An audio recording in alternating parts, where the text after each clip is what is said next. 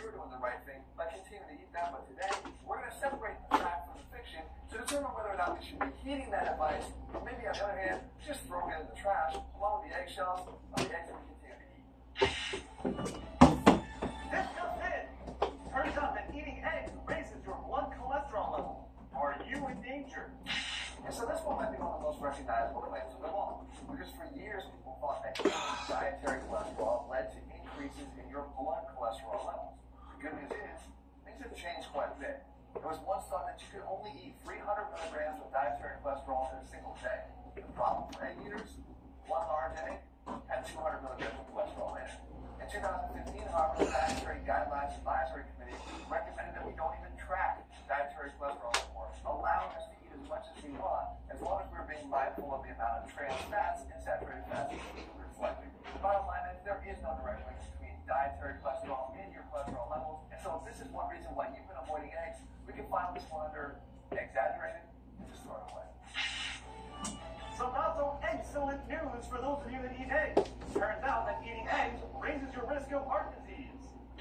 And so this one sort of piggybacks on that last recommendation, advancing that link just one step further, realizing again that if dietary cholesterol increases blood cholesterol levels, well, that can lead to an increased accumulation of plaque and ultimately coronary artery disease or heart disease. Well, all I have to do is look at my own grandfather for this recommendation gone wrong. Didn't really have the cleanest diet, but did enjoy his daily eggs in the morning. That wasn't until he was diagnosed with coronary artery disease and needed a stent put in his heart. At that point, however, he was told you can't have eggs ever again. Not unless you were ready to put yourself at immediate risk the next time you crack one open. So he did what most people did back then. They stopped eating them. Poor guy, however, wound up passing away at just 73 years old from multiple myeloma. Has nothing to do with his love of eggs. As a matter of fact, I wish the poor guy could have indulged in his favorite breakfast rather than having to avoid it, because as we know now, the Harvard Teen School of Public Health study that analyzed 3 decades of data from 215,000 participants, they found no connection between egg consumption and heart disease.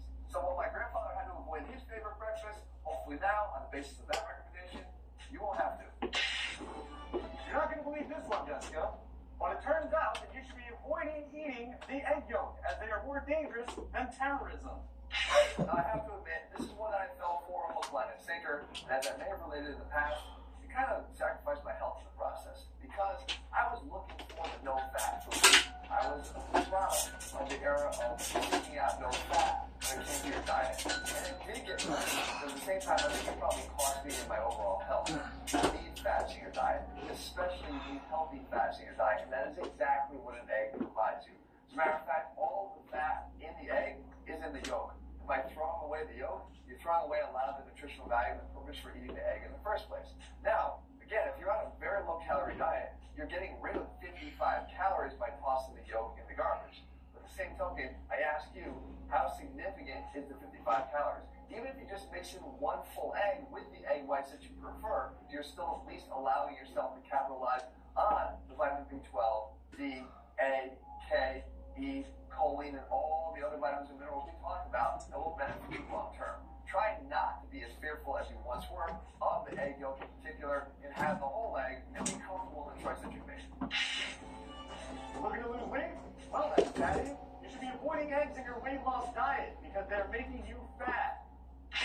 So this is one that I never really fully understood, because when you look at breakfast food options, they're typically very calorie dense.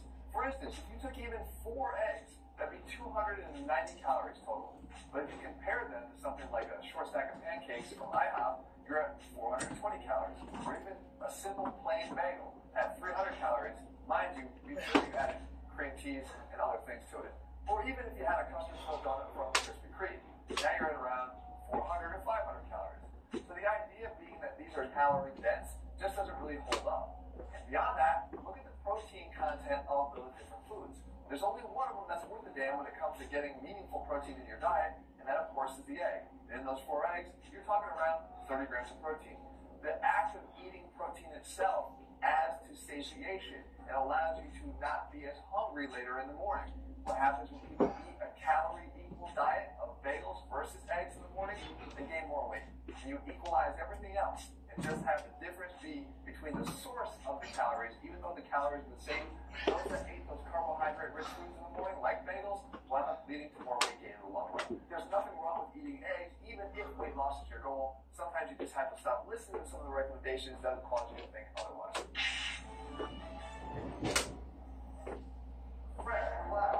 What? A new report from the South Harvard Institute of Technology has reported that brown eggs are healthier than white eggs.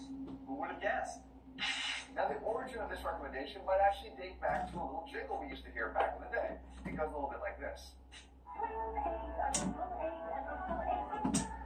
Catchy, but still bullshit. You see, the color of the egg may be an indicator of where the egg was laid, and maybe therefore, if it's close enough to you, maybe it is a little bit more fresh. It has no bearing on the nutritional content of that egg. Whether it's brown or white, it's still going to have the same nutritional value regarding its fats, proteins, vitamins, and minerals. So, bottom line is, don't be swayed on where the egg was laid. Instead, pick whatever color you want, and you're still going to get the value that you think you're getting from the egg in the first place. This just in. Turns out the alcohol you're drinking is not bad for your liver. It turns out your morning egg is even worse. Back to you, Jessica. Who's Jessica? Okay, anyway. Now this is another one of those recommendations that has done a complete 180. That's the good news. Because we once thought eating egg yolks could actually damage your liver. It's not true. But it is linked once again to the perception of the intake of dietary cholesterol being harmful for your health. And what we thought was by eating foods that raise your cholesterol levels, we would have incomplete digestion of fats that would put more strain and stress on your liver. Well, guess what? A 2016 study highlighted that eggs, as a rich source of choline, actually support liver function and may help prevent non-alcoholic fatty. Again, the very disease they thought would be contributed to by eating egg yolks. Another journal, Pathology 2017, found that the adequate source of choline found in eggs is actually associated directly with better liver health. So if, again, you find yourself avoiding eggs or egg yolks specifically because of concerns for your liver, you just don't have to. An exaggerating claim? I think not. It turns out that eggs contribute to high blood pressure.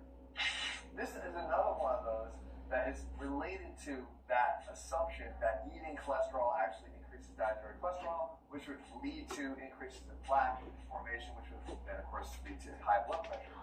Again, red easy because this is actually proven not true. Matter of fact, there's really not a real recent study in the Journal of Hypertension found no association between egg consumption and increased blood pressure and healthy living. Better than that, though, they've actually found within the egg white portion of the egg itself a specific peptide that actually lowers blood pressure. It's so much so, they've actually found that it reduces blood pressure about as much as a low dose of captopril, which is a high blood pressure drug. Sometimes it is true that food is medicine. In a lot of cases, it probably takes years before the real truth sort of seems to settle in. And in the case of eggs, we think a lot of these things were overblown, and we can be much more comfortable eating them and including them in our diets. And if you're looking for another way to meet your daily protein goals, we have our RX Pro 30G protein powder at Atkins.com. That includes an industry-leading 30 grams of protein per serving, including a portion of egg white protein in it as well. Guys, if you found this video helpful, make sure to leave your comments and thumbs up below. Share.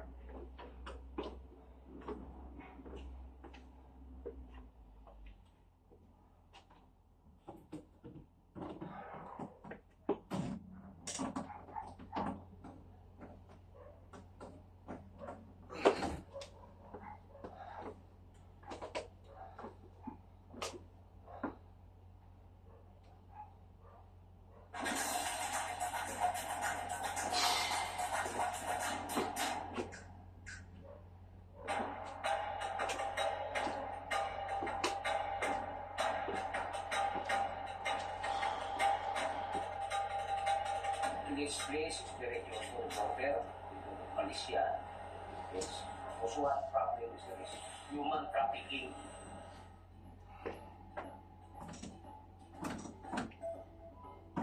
Pagdating doon, ang mangyayari, nabinta sila, gagawin na silang alipin, magtatrabaho ng walang sahod. So anong nangyari? Nag-kidnap po sila. Some part of neighboring between ang Limasugalain lang mo yan.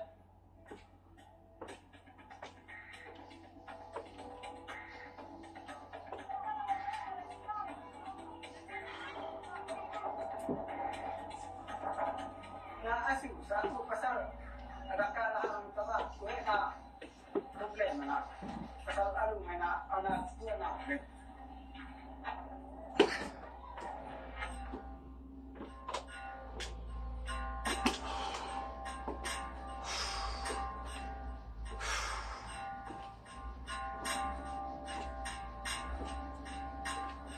trafficking, pupunta dito, dumadaan lang sila dito sa Tawi-Tawi, since ito ang malapit, borders ng Malaysia. Dito sila dumadaan, pwede sila sumakay ng maliit na bangka na hindi mahalata ng authority.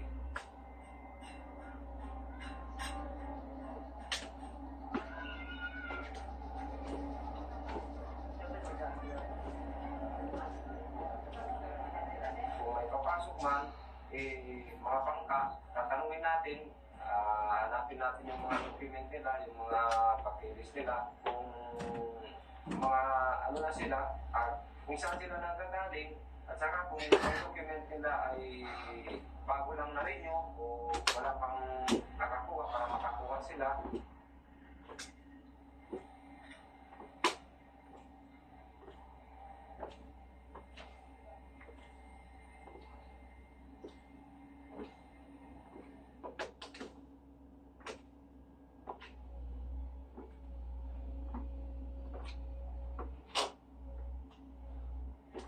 Magdasal po muna tayo na wala pong mangyayari sa atin na ligtas po tayo sa mga kapamakan.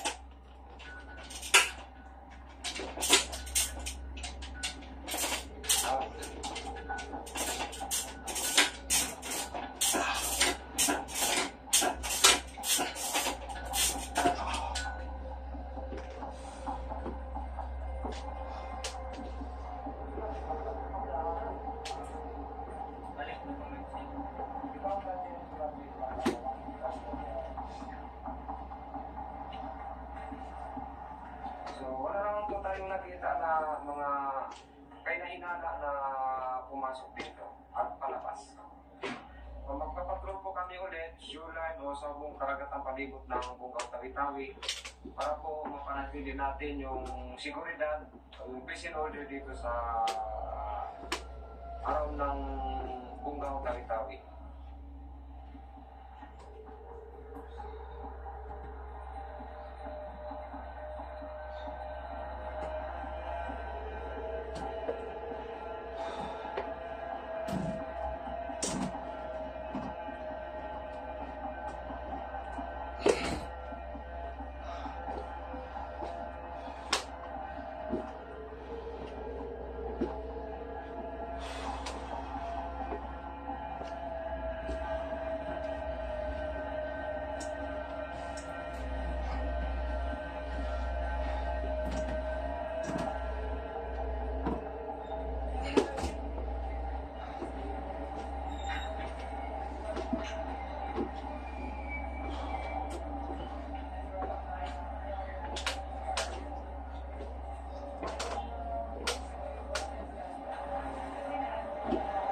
So, nung pa kayo pumunta ng Malaysia?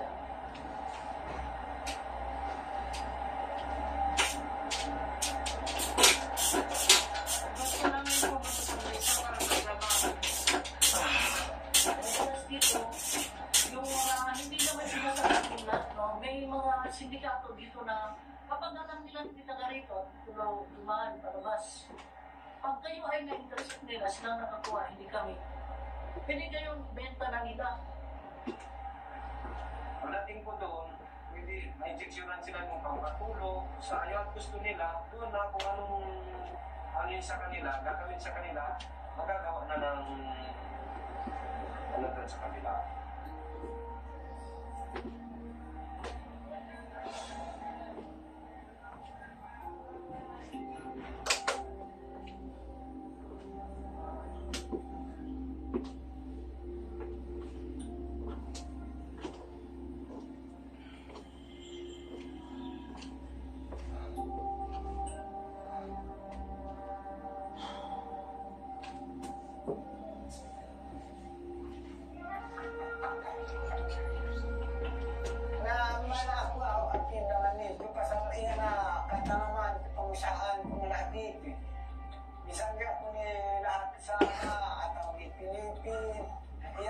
Suko, ang amya buhay ko, amya katakan. Ubus. Papinda man ako papindaman dito pasal iyan ang katanungan ko kung saan. Ang isperma niya sa lahat. Yan pagatan, ima ito kasal ako samar.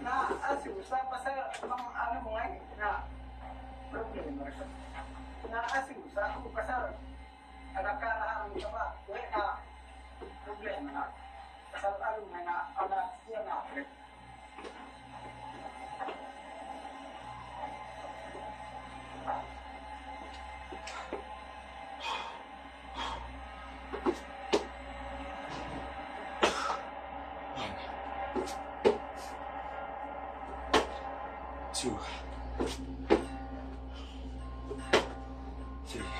4,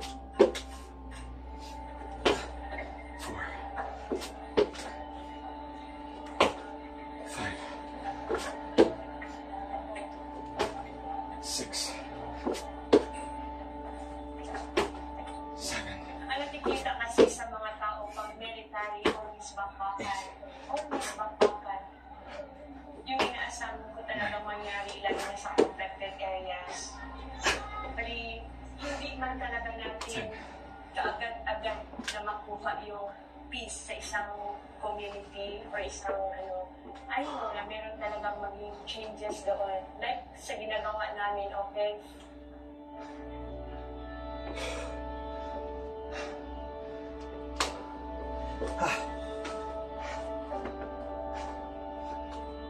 Check-in din po ako. Pangalan ko po is Maria Leonor Blanco Erana. 3, Asawa ko po ay si Amy Erana. 5, 6, Taga-Aurora sa Buanga del Sur po kami. 9, 10, 1, 2, 3, 4, 5.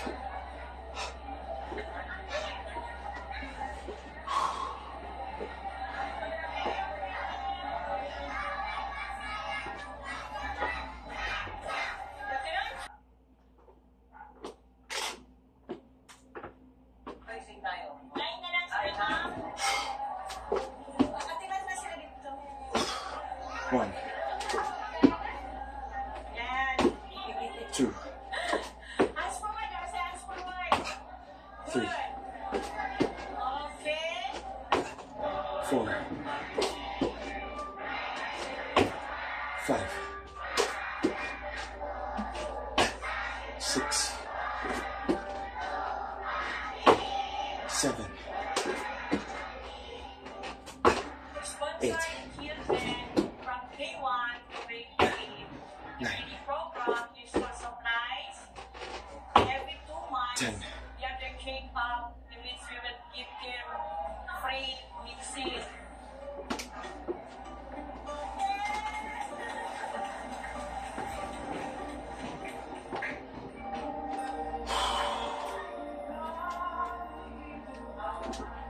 Siguro nga, ang sakit talaga kasi nga ako nga hindi ako mama. Masasaktan ako pag makakita ako ng bata na nagpapakilos. 2, 3, Basta 4, iniisip ko lang talaga na 5, ay, kanina. 6, 7, 8, 9, 10, 1, 2, 3, 4, 5.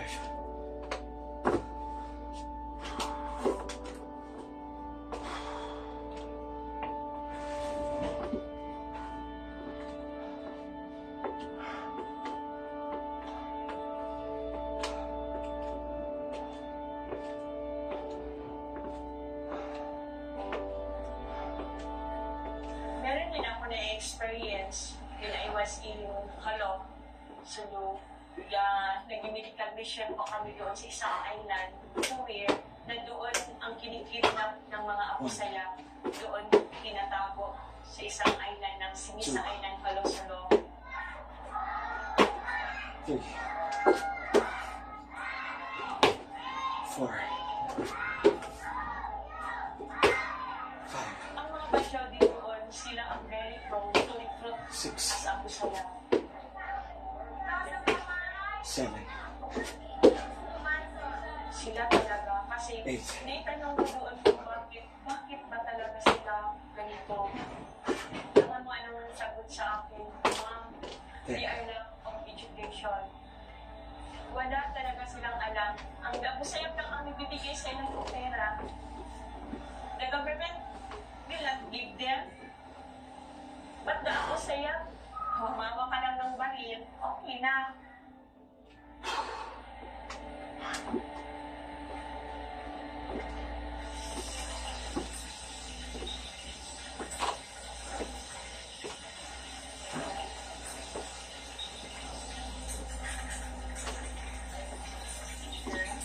Sabi nila sila,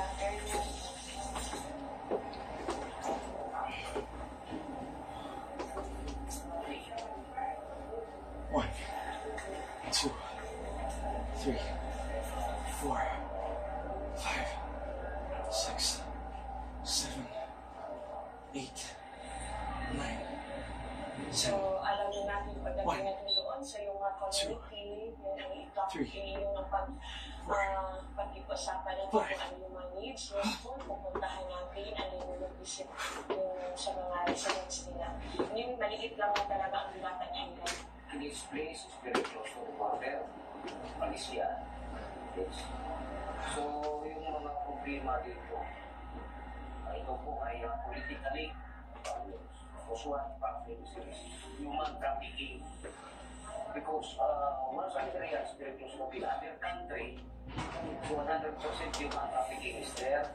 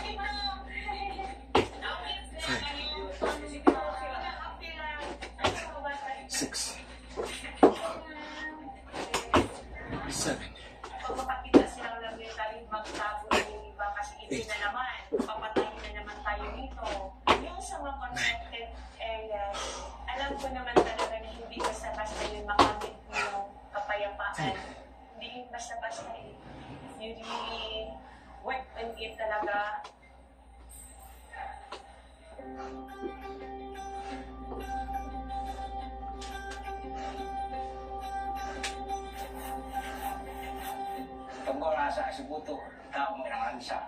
Kanaya na pa, di mo ko ginangkumpit sa ako na rin ako pa isko masigiya. Kaya nang ano na ba? Sa kaya kami ay nang kami din ang kumpit na siya.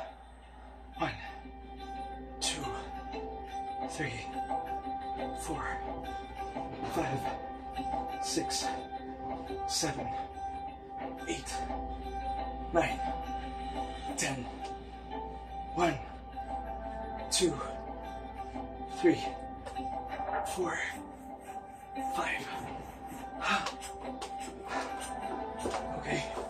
Di masih ko na anak, dinday ko mag-inang lansa ang buo ko, sabi, ma ko na, sabi.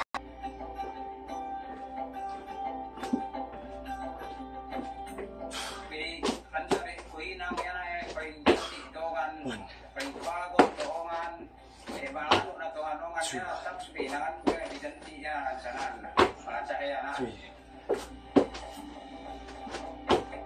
4, 5, 6, 7. Midolo, saan lang ito, saba na, okay, kabibin ako sa na, hapos sa mga nila.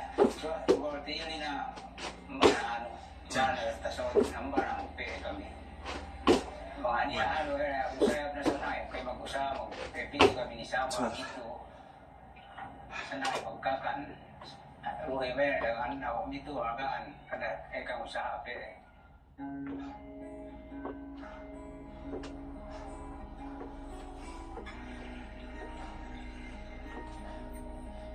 Kaya ay nakami na may nakiinang pisina, pagkakaaga, kudo kayu na, pagbilian, kudo batu.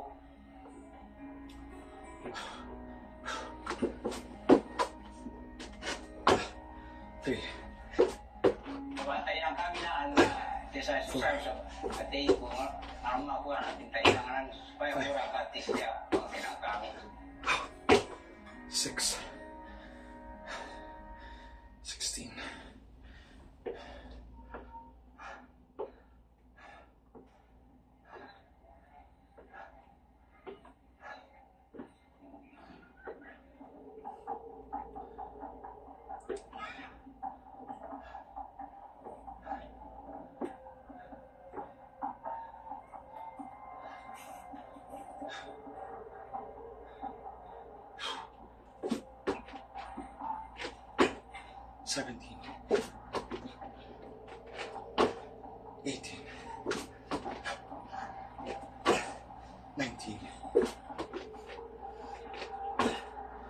20.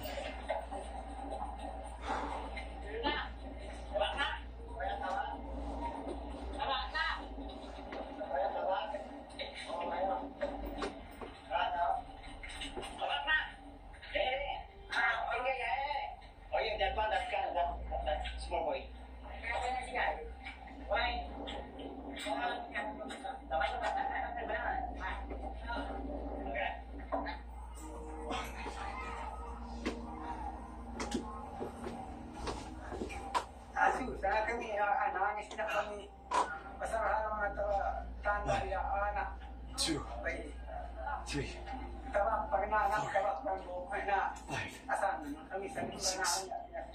7, 8, 9, 10, 1, 2, 3, 4, 5.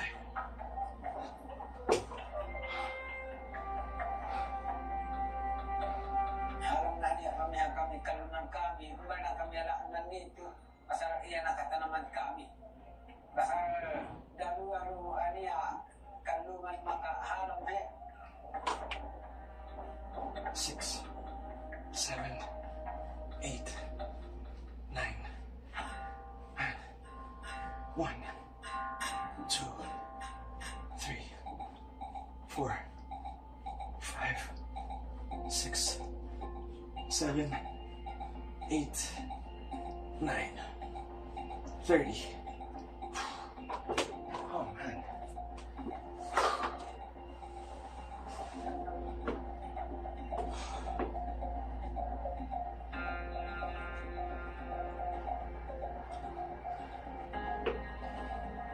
Kaya nagpapasakali kami, mag-backdoor sana, kung makalusot. Kasi wala na po kami pera doon sa amin. Mahal kasi ang bilihin sa pagkain. Mahirap sa pagka walang trabaho. Kung disidido talaga kayo, pupunta ng Malaysia. Ayusin nyo lang yung mga papel ninyo. Yung mga documents na kakailanganin, kasi ito din yung hahanapin doon. At saka pagkapagtrabaho ko ng maayos, masahuran ng maayos. Kasi ito pa, doon na kayo sa Malaysia, yung tawag na pinulit, yung nakulit. 1, 2, 3, 4, 5, 6, 7, 8. Ito pa, inaasahan po namin sa borders ng Pilipinas at Malaysia na magkakaroon po ng proper coordination at saka proper training at saka untap para po kung may mga dada na illegal o human trafficking na madali po nating mahuli.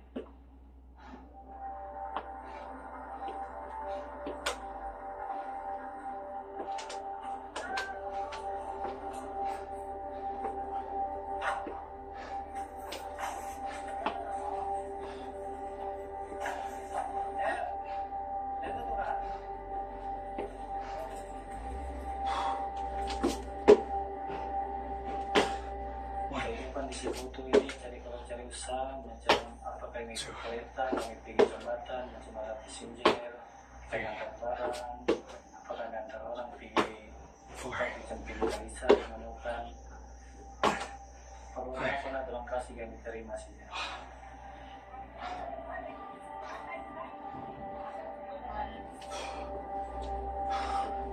Dan yang susah karena uangnya tidak banyak bukan macam di Sabah benar.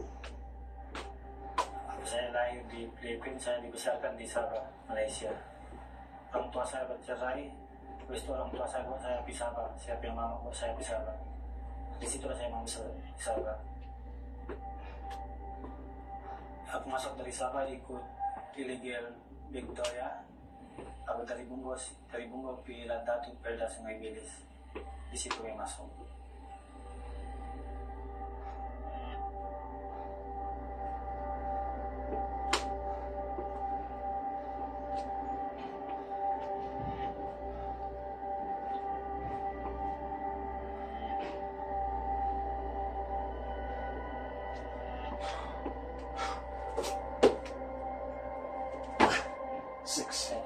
Pada saya kawan, lagi pun masih saya anda bersama. Ya, saya rindu sudah dengan orang. 8 9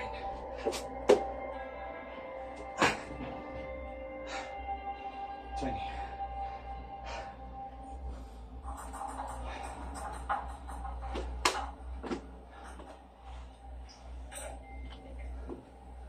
Second.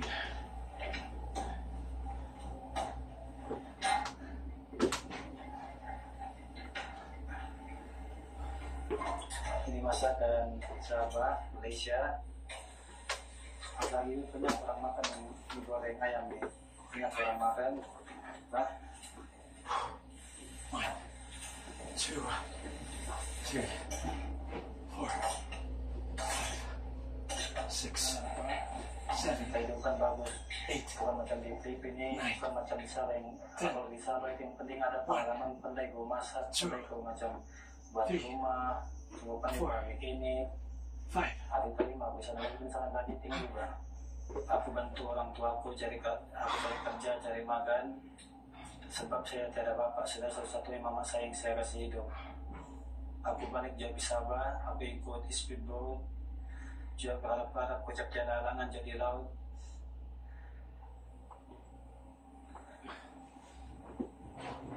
One, 2, 3, 4, 5, 6, 7, Lama lagi nanti aku balik. 9, Aku beritahu dia kamu. Aku beritahu dia kamu kalau aku balik. 2, 3, Ya, nanti aku akan kerokok. 5. Iya. Oh man. Oh. Man. Saya rasa macam saya bingung juga pula, sebab saya rasakan saya orang Filipina juga. Karena kehidupan saya dari Sabah, orang tua saya dari Sabah, adik-adik dari saya dari Sabah, terpaksa saya di Sabah jualan.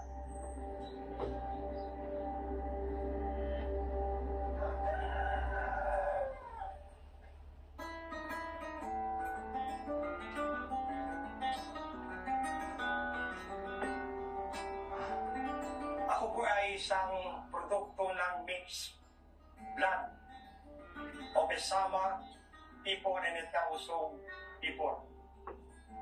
The province of Sulu and the Tausug people since immemorial used to be the seat of the Sultanate government.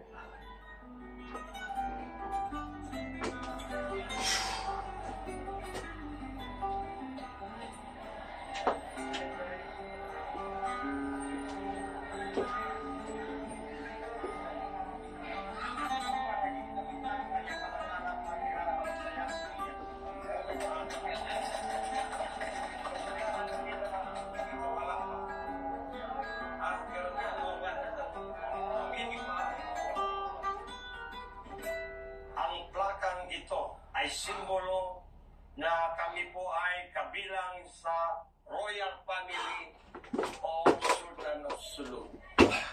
1, 2, 3, 4,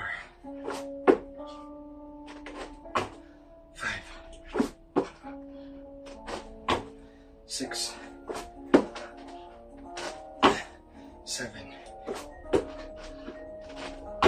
Nararapat po siguro na pagkinuli ng Sultanate of Sulu. They have the right to claim back the land of our forefathers. 10.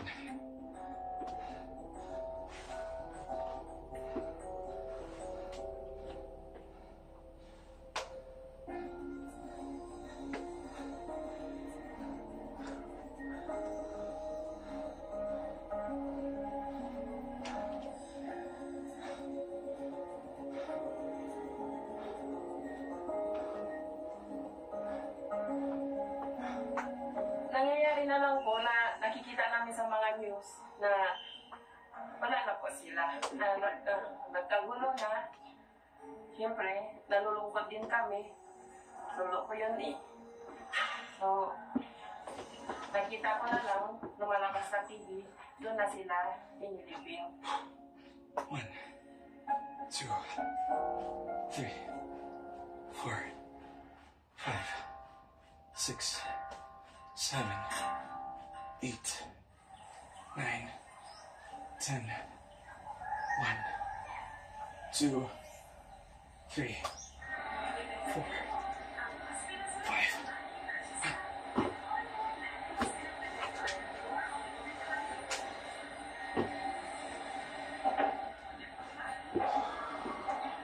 Punta po tayo ngayon sa Busay Falls para